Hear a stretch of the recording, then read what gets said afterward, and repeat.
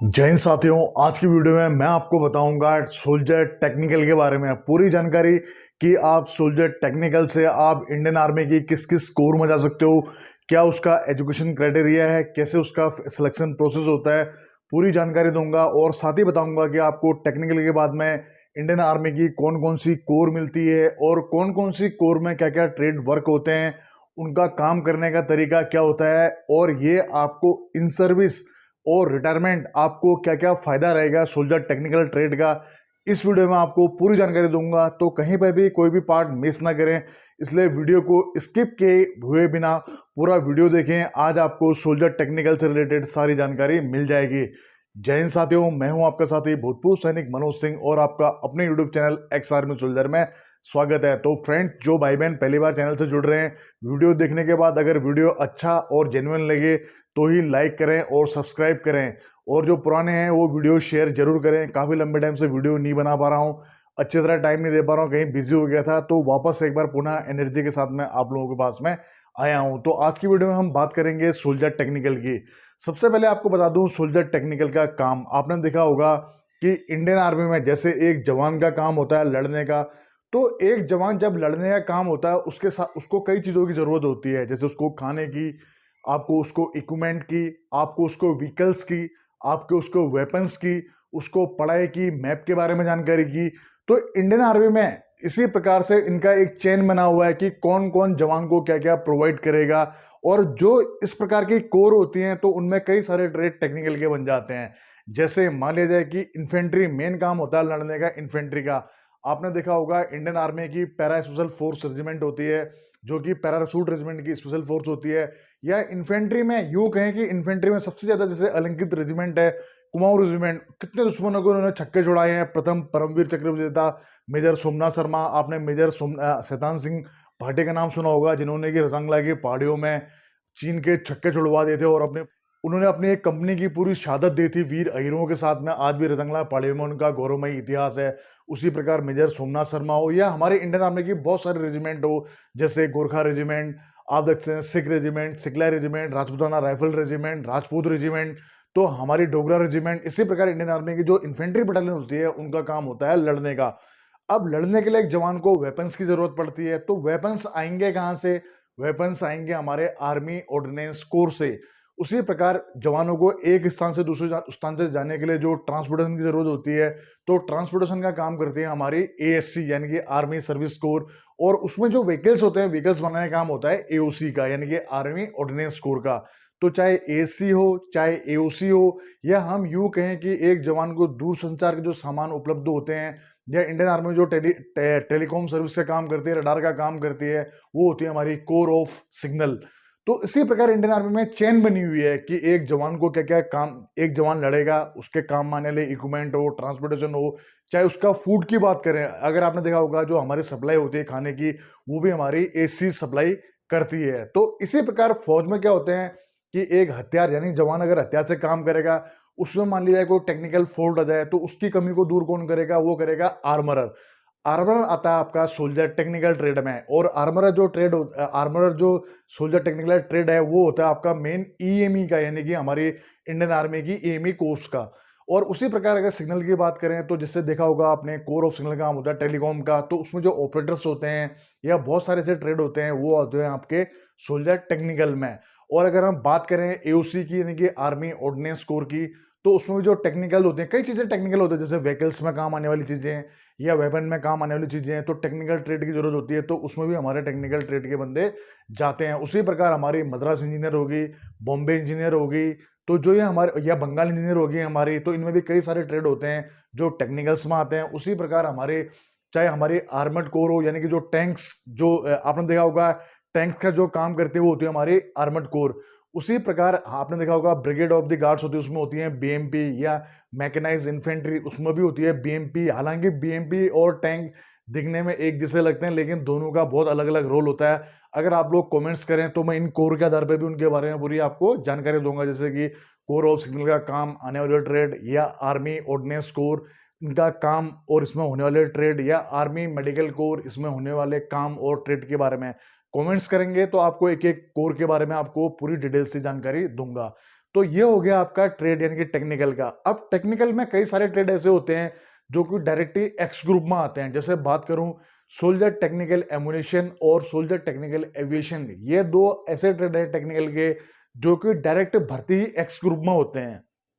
और जो बाकी ट्रेड होते हैं उसके लिए क्या होता है, जब आप टेक्निकल में भर्ती होते हो, आपकी बेसिक ट्रेनिंग पार होती है, फिर आपकी ट्रेड ट्रेनिंग चलती है, और ट्रेड ट्रेनिंग के बाद में जब आपकी ट्रेड ट्रेनिंग कंप्लीट होती है, फिर आपके जो नंबर होते हैं, नंबर के आधार पे आपको ट्रेड दिए जाते हैं। तो कई सारे ट्रेड ऐसे होते हैं जो कि एक्स ग्रुप में आते हैं। अब भर्ती तो आप वाई ग्रुप में हुए हो, लेकिन ट्रेड अगर आपने अच्छी परफॉर्मेंस करी, अच्छे नंबर लाए, तो आपको अच्छा ट्रेड मिलेगा, और वो ट्रेड होते हैं एक्स ग्रुप में। अब एक्स और वाई में डिफरेंस ये हो जाता है कि एक्स ग्रुप वालों की जो पे स्केल होती है वो वाई ग्रुप के पे स्केल वालों से ज्यादा होती है। अब बेसिक पे ज्यादा होगी तो डी में वेरिएशन आ जाएगा, डी में वेरिएशन आएगा तो ओवरऑल जो आपकी सैलरी होती है उसमें वेरिएशन आता है। तो एक्स ग्रुप वालों का वाई ग्रुप वालों से ज्यादा पेमेंट होता है। तो ये तो हो गया आपका पेमेंट का और इस चीज का, यानी कि एक्स और वाई ग्रुप का। उसी प्रकार हमारे सिग्नल में ट्रेड होते हैं आपके ऑपरेटर के, लेकिन उसके बाद में उनका एक टेस्ट होता है। टेस्ट के बाद में फिर वो नेक्स्ट ट्रेड में जाते हैं उसी के अपग्रेड में। अब वो चीज़ें यहाँ पर बोलना ऑथराइज है नहीं है, क्योंकि सिक्योरिटी के मद्देनजर कई चीज़ें हो जाती है जो कि हम नहीं बोल पाते हैं। समझ लीजिए कि ऑपरेटर के बाद में अगर वो टेस्ट देता है तो फिर वो एक्स ग्रुप में चले जाता है। एक्स ग्रुप में भी उसमें ऑपरेटर के बाद में 3-4 अलग अलग ट्रेड होते हैं जिसमें जाके वो एक्स ग्रुप में जाता है। उसी प्रकार अगर हम ईएमई में बात करें व्हीकल मैक की, तो अगर वो व्हीकल मैक वो आता है वाई ग्रुप में, लेकिन उसी में टेस्ट देते हैं, निकल जाते हैं, अच्छी परफॉर्मेंस करते हैं, तो डायरेक्ट बन जाते हैं एचएमटी। तब तक वो रहते हैं सोल्जर या सिपाही बोल सकते हो आप, लेकिन टेस्ट देने के बाद उन्हें डायरेक्टली उनके हाथ में लग जाता है ताज। आपने देखा होगा अशोक का ताज लगता है हाथ में यहाँ पे, तो वो कहलाते हैं। और ब्राउन रंग का उनका लेदर का स्ट्रिप रहता है, उसमें अशोक का ताज लगता है, वो होते हैं हमारे एचएमटी। एचएमटी कई ट्रेड से होते हैं। एचएमटी के बारे में भी अगर आपको ये ईएमई के बारे में मुझे एक पर्टिकुलर वीडियो बनाना पड़ेगा, तब आपको मैं बता पाऊंगा कि व्हीकल मैक के थ्रू कैसे एचएमटी बनते हैं, या आईटी के बहुत सारे ट्रेड होते हैं उनके थ्रू कैसे एचएमटी बनते हैं, या मशीन जो आपके वेपन्स होते हैं उनकी साइड होती है, चाहे किसी भी साइड के जो उनके ऑपरेटर होते हैं वो कैसे एचएमटी बनते हैं। तो अगर आप लोग कमेंट्स करें तो उसके आधार पे मैं आपका ईमेल का अलग से वीडियो बनाऊंगा। तो ये तो हो गया आपका टेक्निकल और उनके काम एक्स और वाई ग्रुप में अंतर।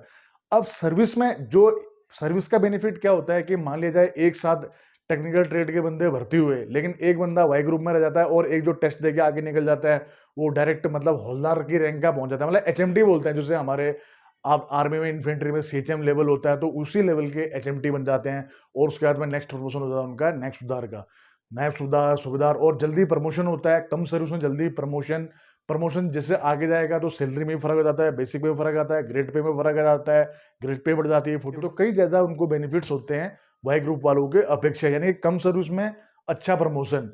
तो ये तो हो गया आपका पूरा ट्रेड और उससे उसके जो बेनिफिट्स।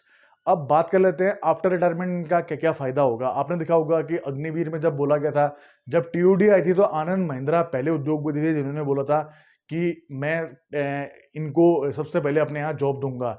तो कई लोगों ने बोला था, हम लोगों ने भी बोला था कि वो अपने यहाँ से या तो सिक्योरिटी में लगाएंगे, लेकिन टेक्निकल ट्रेड एक ऐसा ट्रेड है कि वो अपने यहाँ ले सकते हैं, क्योंकि ऑटोमोबाइल जो कंपनी है वो सबसे ज्यादा टेक्निकल वालों को लेती हैं। टेक्निकल में कई सारे ट्रेड ऐसे होते हैं जो कि ऑटोमोबाइल कंपनी के काम में भी आते हैं, जैसे हमारे व्हीकल मैक हो गए या फिटर हो गए, या आपने रिकवरी मैन देखे होंगे। बहुत सारे ऐसे ट्रेड होते हैं टेक्निकल के जो कि ऑटोमोबाइल्स कंपनी में भी काम आते हैं। उसी प्रकार आईटी के क्षेत्र में भी आईटी के भी अलग अलग इक्विपमेंट होते हैं, कंप्यूटर नहीं, कंप्यूटर रडार कई चीजें होती है जो कि आफ्टर रिटायरमेंट सिविल में उनका बहुत ज्यादा बेनिफिट होता है, और सिविल में भी बहुत अच्छा उनको पे स्केल मिलता है और अच्छी अपॉर्चुनिटी मिलती है। तो रिटायरमेंट के बाद भी फायदा और ऑन सर्विस भी फायदा। तो टेक्निकल बहुत अच्छा ट्रेड है। अब बात कर लेते हैं इसका सिलेक्शन प्रोसेस और उसके क्राइटेरिया की बात करें तो आपका जो हाइट का जो क्राइटेरिया रहेगा वो आपके स्टेट के अकॉर्डिंग रहेगा। और उसके बाद में फिजिकल होता है आपका 1600 मीटर का, और उसके बाद में आपके पुलअप्स 9 फीट डिच बैलेंस। लेकिन फिजिकल सिर्फ आपको पास करना होता है, फिजिकल के कोई भी नंबर आपके फाइनल मेरिट में काउंट नहीं होते हैं। आपके मेन काउंट नंबर होते हैं आपके रिटन एग्जाम के। रिटर्न के बाद में आप भर्ती होते हो, तब जाके आप फिर आपका जो फाइनल मेरिट बनने के बाद में आपका सिलेक्शन होता है। सिलेक्शन होने के बाद में मैंने आपको बता दिया, आप सिग्नल में भी जा सकते हो, आप ई में भी जा सकते हो, आप आर्मी ऑर्डिनेंस स्कोर में भी जा सकते हो, आप आर्मी सर्विस स्कोर में भी जा सकते हो। तो वो डिपेंड करता है कि किस रेजिमेंट कोर की कौन कौन सी कोर में वैकेंसी खाली है, उसमें आप जा सकते हो। और एजुकेशन क्राइटेरिया की बात करें तो टेक्निकल के लिए आपको 12th पास होना निहायत जरूरी है। विथ 50% फिजिक्स, केमिस्ट्री, मैथ और इंग्लिश। फिर सुन लीजिए, फिजिक्स, केमिस्ट्री, मैथ और इंग्लिश में आपके ओवरऑल 50% और किसी भी सब्जेक्ट में इनमें 40 नंबर से नीचे नहीं होने चाहिए, 40 से ऊपर नंबर होने चाहिए। परसेंट, अगर परसेंट की बात कर लें तो 40% से अबव नंबर आपके होने अनिवार्य हैं और ओवरऑल 50% से अबव। ये तो आपका एजुकेशन क्राइटेरिया। अब सबसे ज़्यादा आपके जो सवाल आते हैं वो ये आते हैं कि सर क्या ITI वाले को टेक्निकल में फ़ायदा मिलेगा अगर वो 10th पास है? नहीं भाई, कोई फ़ायदा नहीं मिलेगा। आपको भर्ती होने के बाद तो फ़ायदा मिल सकता है, लेकिन एजुकेशन क्राइटेरिया में कोई भी आप लोगों को छूट नहीं मिलती है। आपको 12th पास होना ही होना है और आपको फिजिक्स, केमिस्ट्री, मैथ के साथ में आपको 50% से अबव नंबर लाने हैं, तब जाके आप टेक्निकल में आप अप्लाई कर सकते हो। यहाँ पर आपको डायरेक्टली ITI या इस प्रकार का कोई फ़ायदा आपको नहीं मिलता है। और इस वीडियो में कोई पॉइंट छूट गया हो तो आप मुझे कमेंट्स में कर दें, लिख दें। आपके कमेंट्स के आधार पे मैं नेक्स्ट वीडियो बनाऊंगा और कल वापस मिलते हैं एक और नए ट्रेड के साथ में। तो वीडियो अगर अच्छा लगा हो तो लाइक ज़रूर करें। जो भाई बहन पहली बार आए हैं, अच्छा लगा हो वीडियो तो सब्सक्राइब जरूर करें। मिलते हैं नेक्स्ट वीडियो में। जय हिंद, जय भारत, वंदे मातरम, भारत माता की जय। दोस्तों सब्सक्राइब कीजिए एक्स आर्मी सोल्जर को डिफेंस की सबसे सटीक और सबसे आसान भाषा में जानकारी के लिए। साथ ही बेल आइकन को प्रेस करें ताकि आपको नोटिफिकेशन सबसे जल्द मिले।